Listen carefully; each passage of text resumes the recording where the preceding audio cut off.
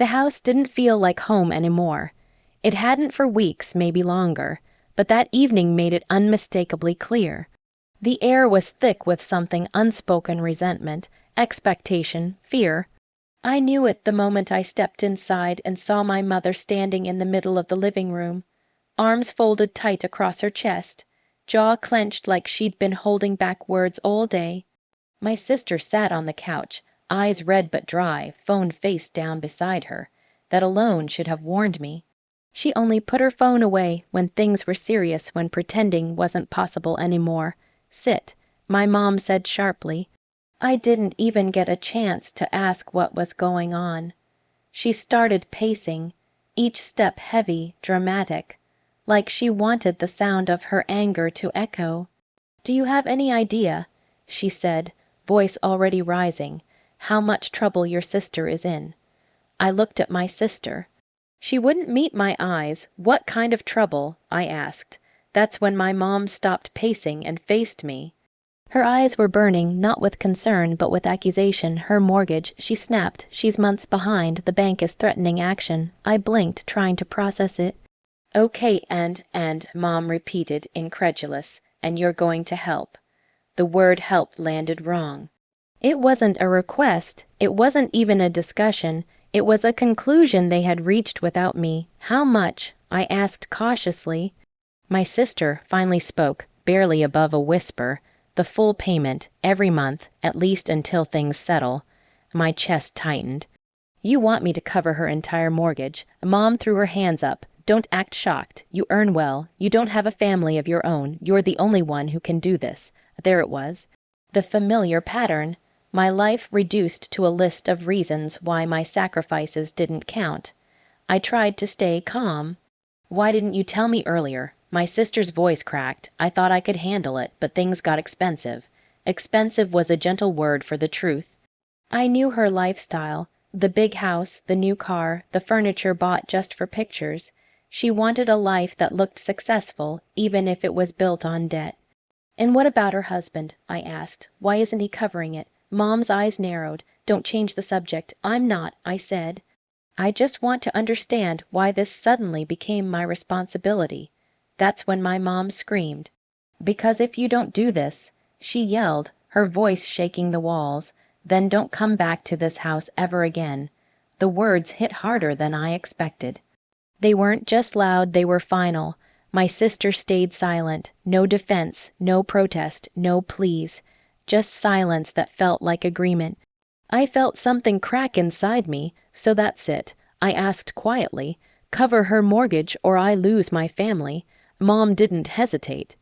Yes, I looked around the room, the furniture I helped pay for, the walls I had painted, the place I thought I belonged. Suddenly, it all felt conditional, like it could be taken away the moment I stopped being useful. You're being selfish, my mom continued. Family supports each other. What else are you saving your money for? I wanted to scream back. To list everything I had already given up, trips I never took, plans I postponed, savings I drained for emergencies that were never mine. But I realized something in that moment. No explanation would ever be enough. They had already decided. I stood up slowly. My legs felt weak, but my mind was painfully clear. I won't do it, I said. My sister finally looked up, panic flashing across her face. You're really going to let us lose the house? I met her eyes. I'm not taking responsibility for choices I didn't make. Mom pointed toward the door. Then leave, the word echoed. Fine, I said, my voice steady despite the storm inside me. I'll leave. I walked to my room and packed a bag. Just clothes, nothing else. Every step felt unreal. No one stopped me. No one followed. When I came back to the living room, my mom turned her face away. My sister stared at the floor. As I opened the door, I paused, hoping just a little. That someone would say something.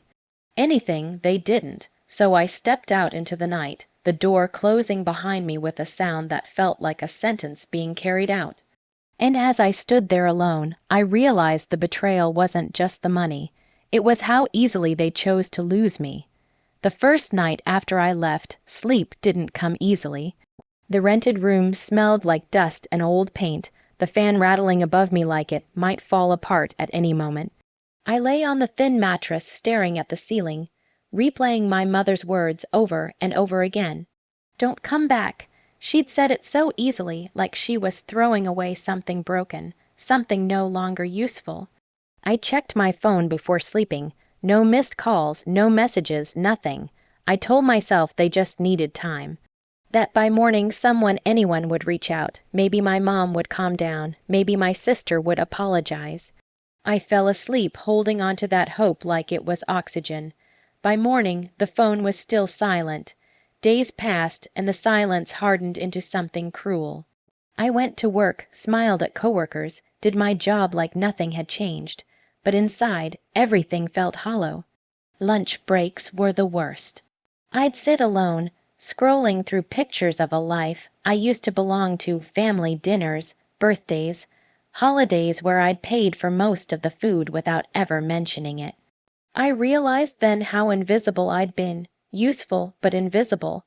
Money became tight fast. Moving out hadn't been part of my plan. I cut back on everything, no eating out, no new clothes, no small comforts.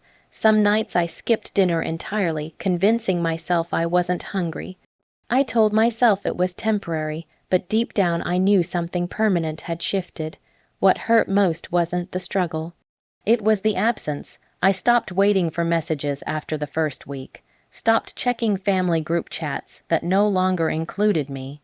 When my birthday came and went without a single call, something inside me finally accepted the truth. They weren't going to miss me. That realization broke me, and rebuilt me at the same time. I started staying late at work, not because I had to, but because the empty room felt heavier than exhaustion. I took on extra projects, learned new skills, not for praise, not for revenge, but because effort felt better than grief. At night, I journaled, not pretty words, just raw sentences filled with anger, confusion, and disappointment. I wrote about how love shouldn't feel like a debt, about how being the responsible one had cost me my childhood and now my family. Slowly, something changed. I stopped feeling guilty. The guilt had been my shadow for years, guilt for earning more, for saying no, for wanting a life of my own. Now, with distance, I saw it clearly. The guilt had been planted in me, watered by expectations, and harvested whenever they needed something. One evening, I ran into an old friend who asked casually, "How's your family?" I hesitated, then told the truth. Not the dramatic version, just the facts. He listened quietly, then said, "You know, walking away doesn't mean you failed. Sometimes it means you finally chose yourself." That sentence stayed with me. I found a better place to live, not fancy but mine.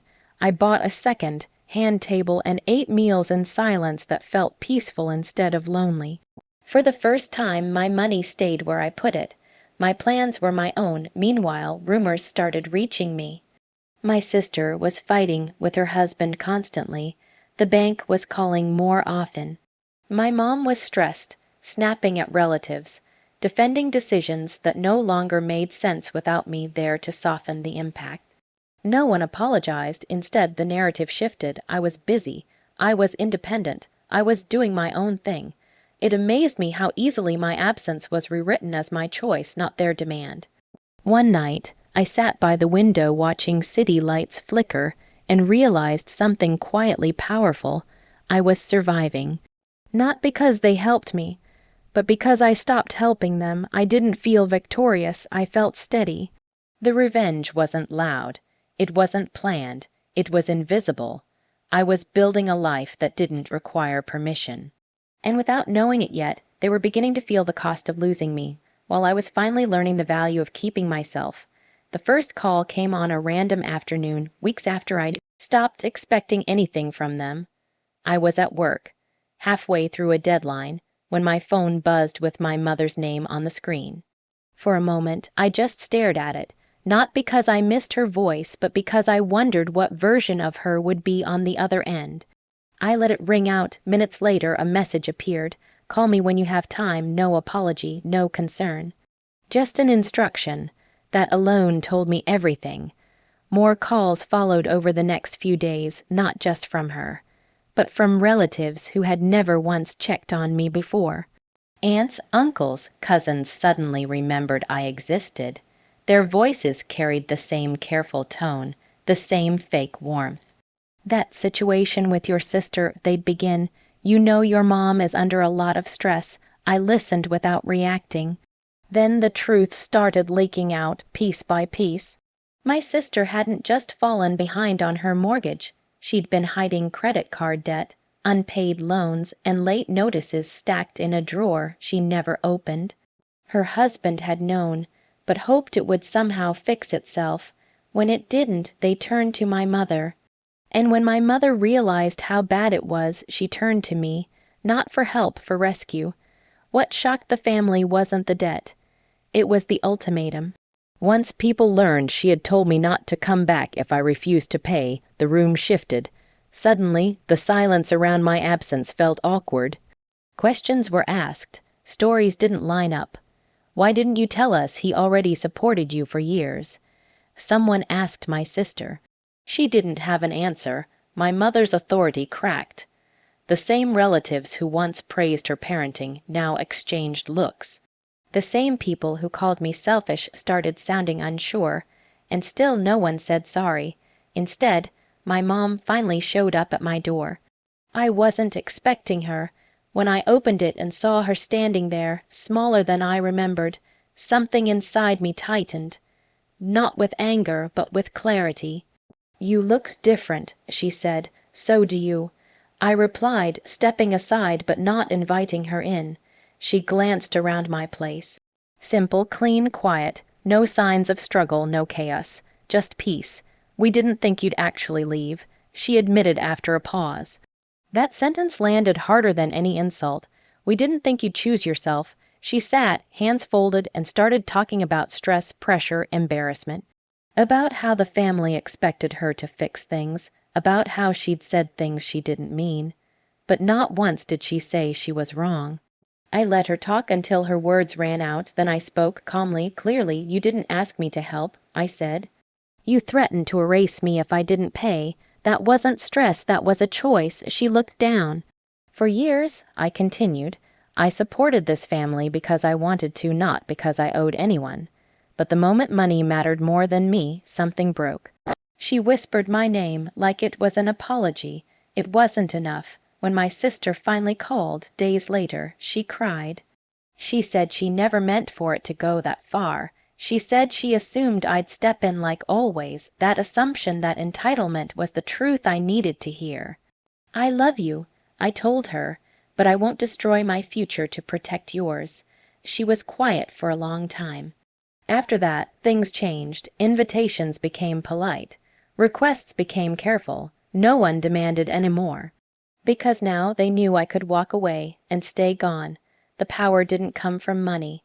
It came from the fact that I survived without them. And that truth echoed louder than any argument ever could. Time has a way of softening noise and sharpening truth.